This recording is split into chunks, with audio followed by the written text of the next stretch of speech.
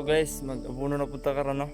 Natadiri karon sa ato ang Atsalan sa Silihan. So mo na start. Oops, natumban ko na tong diri isa. Ano siya? Kuan siya, pila ni kada isa? 15 days. Okay. Ano siya karon?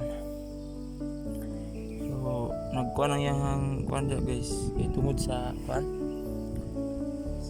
Karon nga ulan. Recover na siya. Kinam nilang kuan.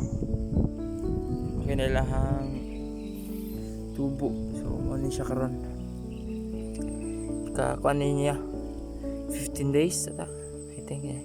So, ikaduha pa ta karon mag-apply og abono. So, ano siya? So, 1620 ni siya guys. So, may estado sa tuwang kuan karon. So, ang sili. So, pagkaduha na to apply og fertilizer. 1620. Ano siya dito? Ano yung ilahang kuan karon? Estado. Ang diri dili kay siya ingon nga mabutangan og kuan ng babaw, yuta kay nay. Ingon kay siya nga daghan og bunbun. Mo na siya karon.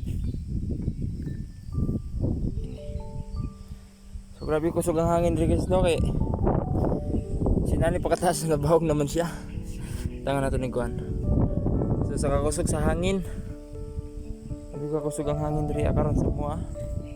So dili lang mo siguro diri.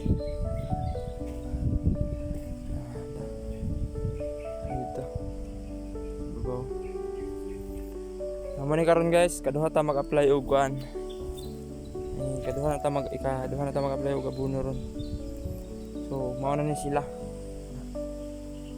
Ano sila ang ilahang kuan. Ang gama guys.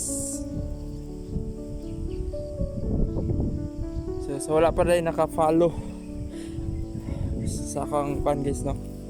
Facebook account nga ginagamit. So paki-follow na lang ko guys for more updates.